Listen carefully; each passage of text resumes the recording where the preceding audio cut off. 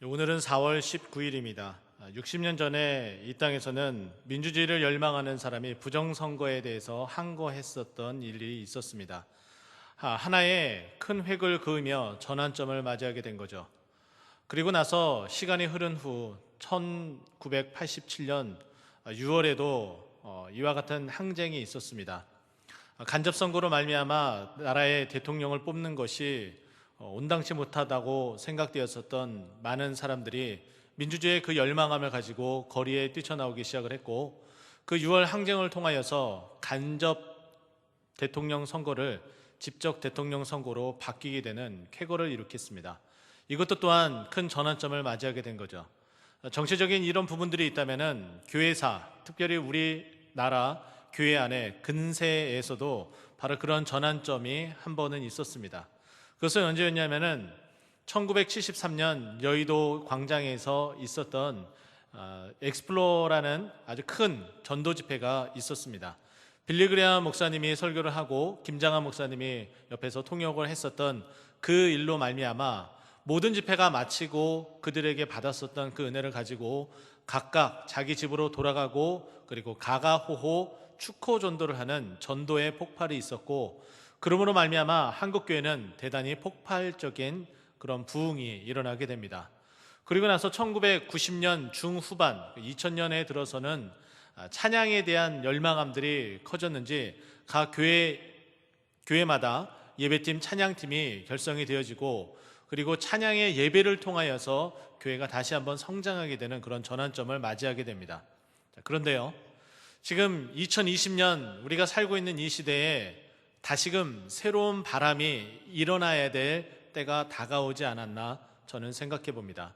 왜냐하면 지금 대한민국은 코로나19 바이러스로 말미암아 맞닥뜨리고 있는 이 모든 상황들, 교회도 예외가 아니겠죠. 이 모든 상황들에 있어서 모든 패러다임을 바꾸거나 아니면 재조정을 하거나 라는 것으로 말미암아 앞으로 코로나19의 이 상황이 종식되어지고 그 이후에 포스트 코로나 시대를 맞이하는 우리들의 마음가짐과 자세, 그리고 교회가 나아갈 방향들은 조금씩 우리가 조금 생각해 봐야 될 문제가 아닐까 생각을 해봅니다. 저는 오늘 본문을 통해서 바로 그런 이야기를 하고 싶습니다. 오늘 마가복음 2장 18절 말씀 보게 되면은 요한의 제자들과 바리새인들이 금식하고 있는지라, 그리고 나서 사람들이 예수께 와서 말하되라고 시작이 되어집니다. 병행구절로 되어져 있는 마태복음 9장 14절 보면은 그때에 라고 단어로 시작이 되어지죠. 어떤 사건, 어떤 일들이 일어난 그 이후부터 시작되어지는 말을 오늘 본문은 해주고 있다라고 볼 수가 있습니다. 그러면 그 이전에 어떤 모습들은 어떤 부분이냐? 여러 가지 사건이 있었지만은 가장 극명하게 여러분들에게 소개하고 싶은 것은 마가복음 1장 14절에도 나타나 있습니다. 바로 세례 요한이 붙잡힌 이후에 바로 이 일이 벌어지게 된 거죠. 자신들의 지도자가 잡혔습니다. 그러니 세례 요한의 제자들은 금식을 할 수밖에 없겠죠. 우리 지도자가 빨리 이 어려운 공경에서 벗어나기를, 풀려나기를 바라는 마음에 금식을 하였습니다. 자, 그런데 어떻게 보면은 세례 요한의 제자들은 예수님과 예수님의 제자들이 온당치 못한 모습으로 비춰졌습니다.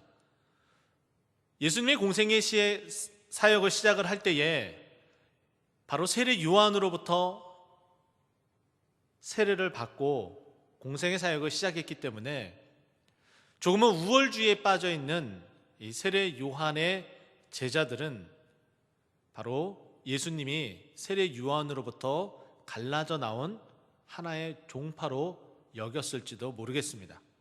그 같은 생각이 드니까 우리 세례 요한이 붙잡혔는데 우리는 이 해방을 위해서 금식기도 하고 있는데 왜 예수님의 제자들은 그렇게 하지 않고 있습니까? 라고 볼멘 소리를 하고 있는 거예요.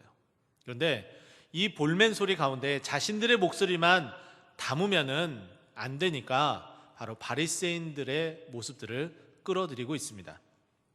오늘 보면 마가복음에서는 사람들이 예수께 와서 말하되라고 되어져 있는데 바로 마태복음 병행구절에서는 이 사람들이라는 것에 바리새인들, 또 바리새인을 추종하는 사람들, 또 바리새인 제자들, 바리새인들은 제자들이 없지만 그 뜻을 추종하는 사람들로 본다면은 그들도 함께 이야기하는 것처럼 오늘 본문 속에 나타나지만 마태복음에서는 바로 세례 요한의 제자들만이 바로 예수님에게 이런 질문을 던지고 있다라고 소개를 하고 있습니다.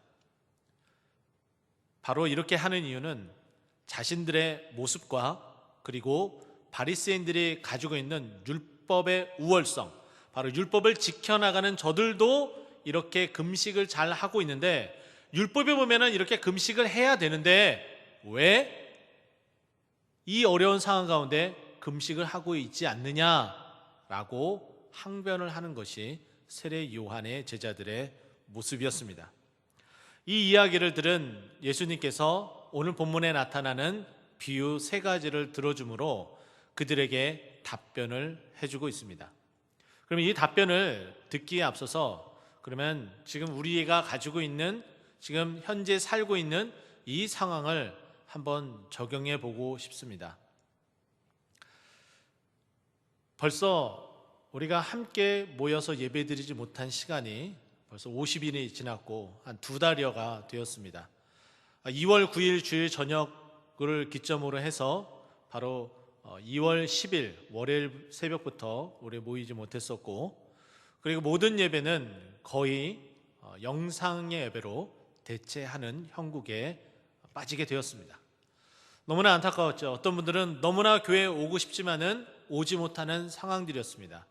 그도 그럴 것이 코로나19 바이러스가 한참 창궐하고 커져만 간 때였었고 그리고 또 우리가 그것이 사실인지 아닌지 확인할 바는 없지만은 신천지 교인들이 신천지 사람들이 바로 개교회에 출석하여서 코로나 바이러스를 확 퍼뜨리고자 계획하고 있다라는 말까지 돌았으니 당연히 우리들은 움츠러들 수밖에 없고 나라에서도 매우 조심스럽게 강력한 권고를 하고 지금에까지 이르렀습니다.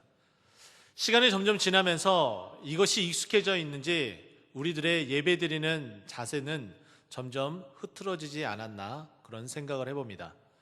담임 목사님들 이것을 굉장히 우려하고 걱정하셨죠.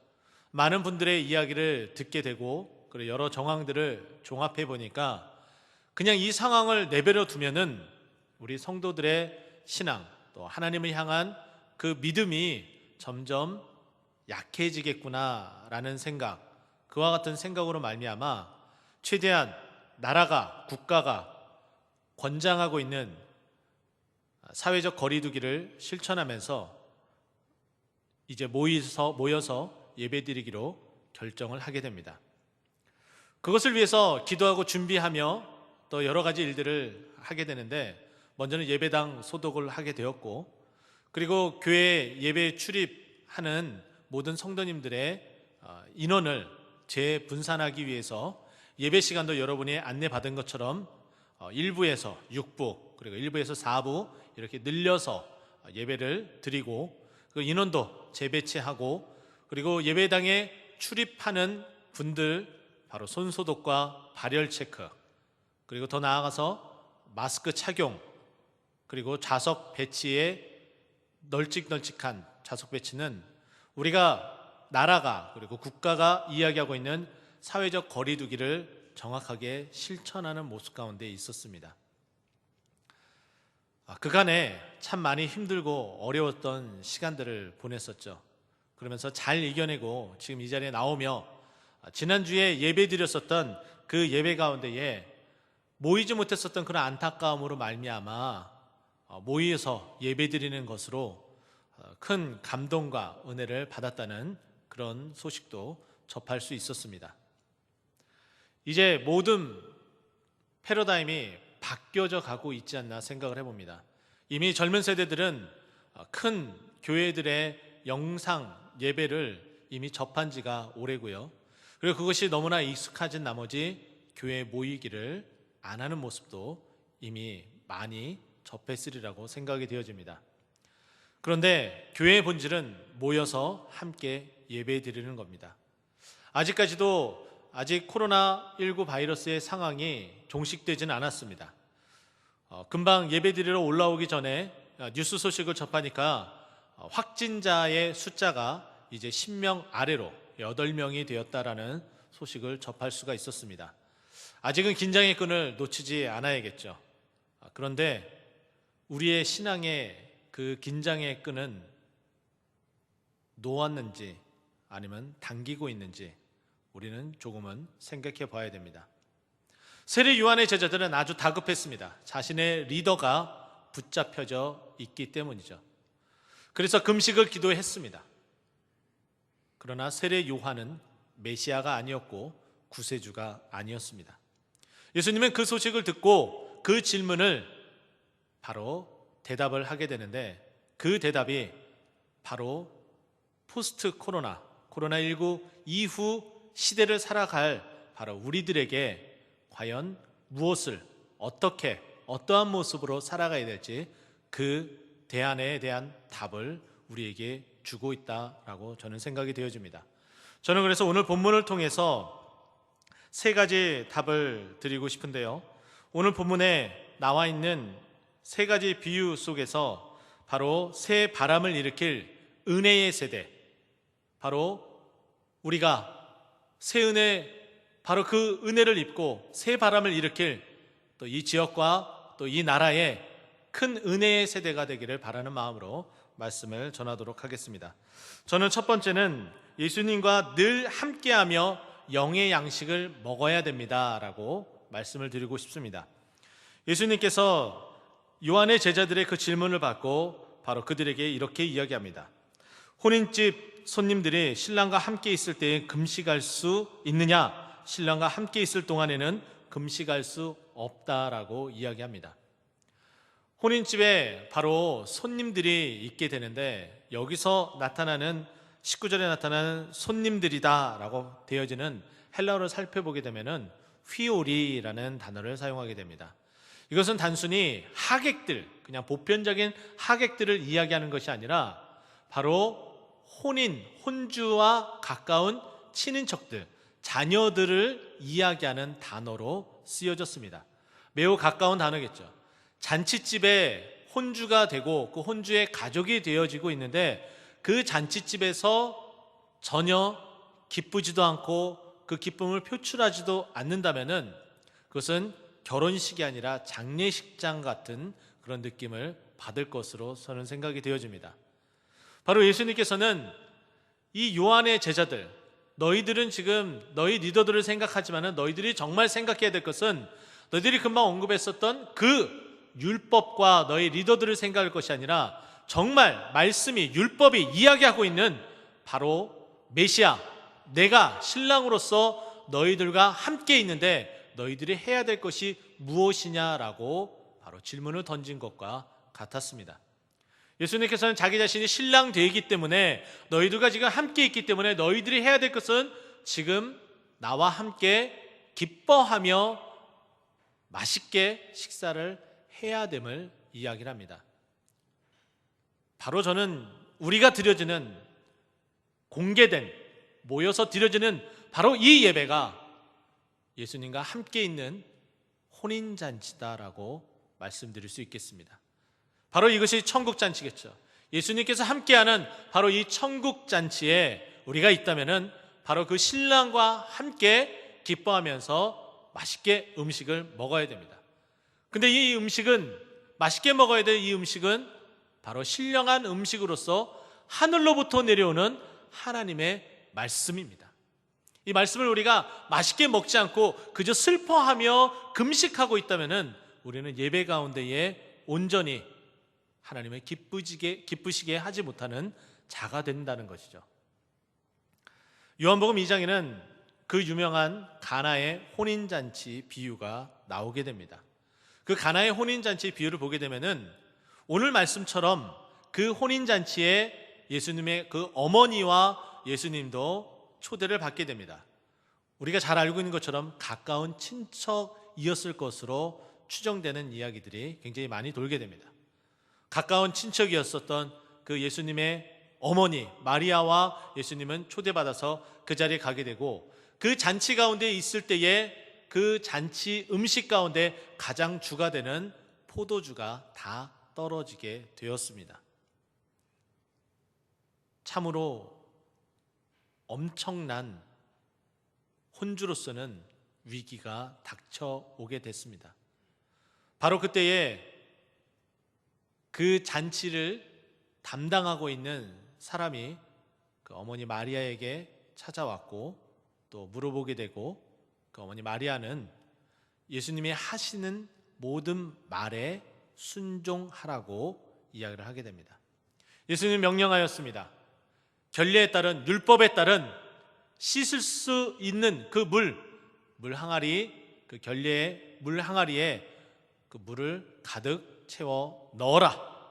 그리고 나서 그 물을 떠다 주어라 라고 말씀하셨습니다. 그 명령대로 순종하였더니 무슨 일이 벌어졌습니까? 바로 그 물이 포도주가 되었습니다.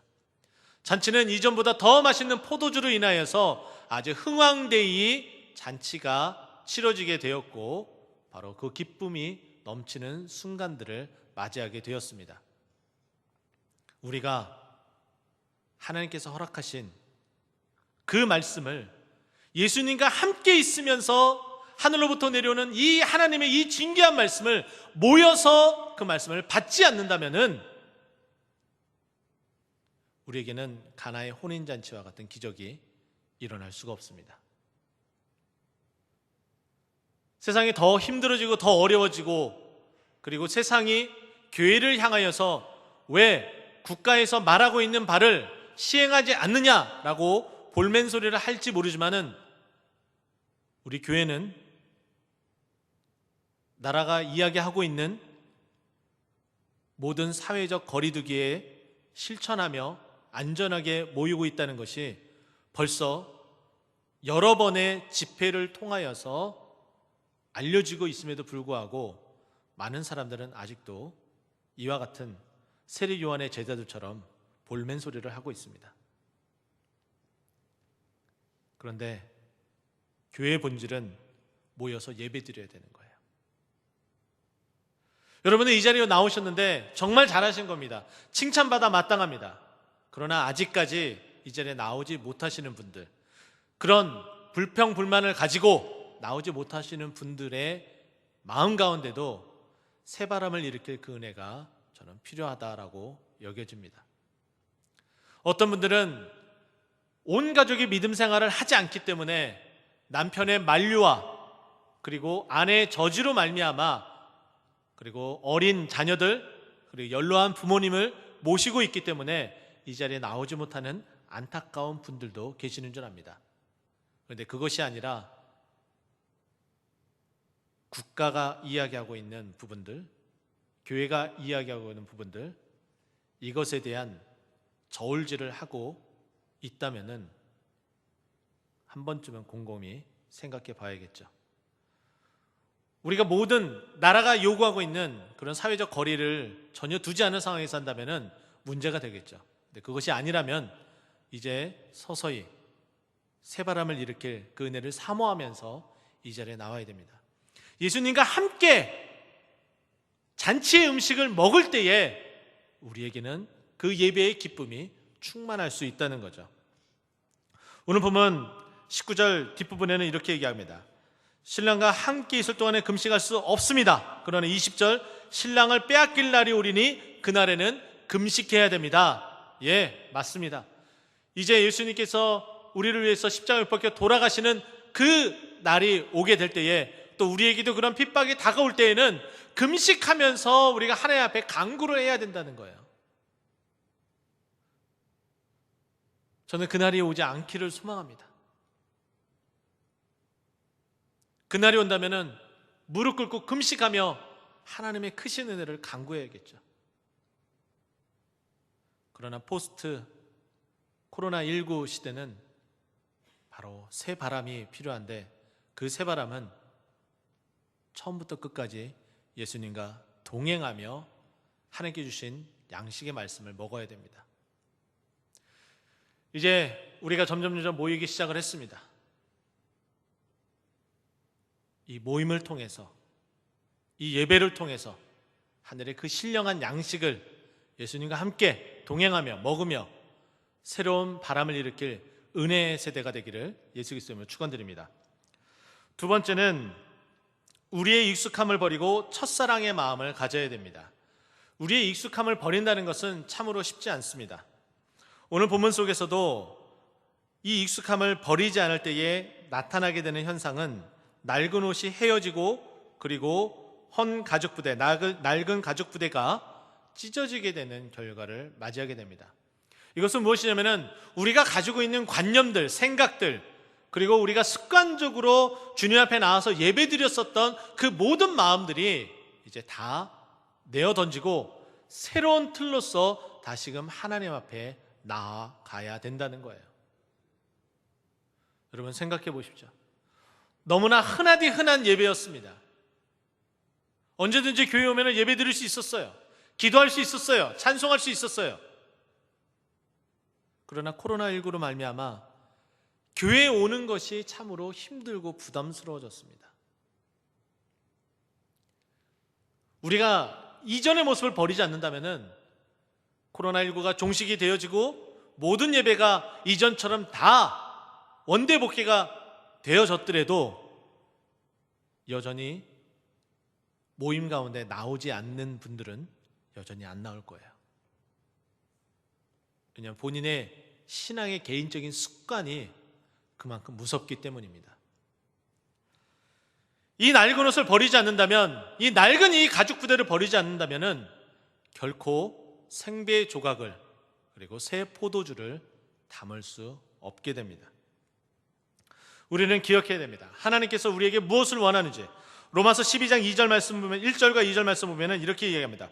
그러므로 형제들아 내가 하나님의 모든 자비하심으로 너희를 권하노니 너희 몸을 하나님이 기뻐하시는 산제사로 드리라. 이는 너희들의 영적 예배니라 라고 말씀하고 있어요. 영적 예배를 드려야 되는데 이 영적 예배는 어떻게 드리는 것이 영적 예배냐? 마치 신령하게 영적으로? 아니요. 그 이후에 대한 답을 2절에 우리에게 소개를 하고 있습니다. 너희는 이 세대를 본받지 말고 오직 마음을 새롭게 함으로 변화를 받아 하나님의 선하고 기뻐하시고 온전하신 뜻이 무엇인지 분별하도록 하라라고 말씀하고 있습니다. 우리가 먼저는 이 세대를 본받지 않아야 되는 거예요. 그 낡은 옷 가운데 있는 그리고 낡은 가죽 부대와 같은 이 세대를 본받지 않는 것, 바로 그것이 영적 예배의 시작이다라고 말씀합니다. 그리고 더 나아가서는 변화해야 돼요. 우리 변화한다는 것은 우리의 이 모든 낡은 거추장스러운 것들을 다 내어 던지고 하나님이 기뻐하시고 온전하신 뜻이 무엇인지 다시 한번 곰곰이 생각해 봐야 됩니다. 그러면 우리는 어떻게 될까요? 그거죠. 하나님, 이 첫사랑의 마음을 회복해야 됩니다. 하나님, 에베소 교회가 그렇게 하나님의 크신 은혜 가운데에 사도 바울과 2년 반 또 3년에 가까운 시간 동안에 하나님의 말씀을 배우며 큰 은혜를 받았었던 그 은혜는 온데간데였고 그 첫사랑을 버림으로 책망받았던 그들의 모습, 그 첫사랑을 회복해야 되는 거예요. 라오디게 교회는 어떻습니까?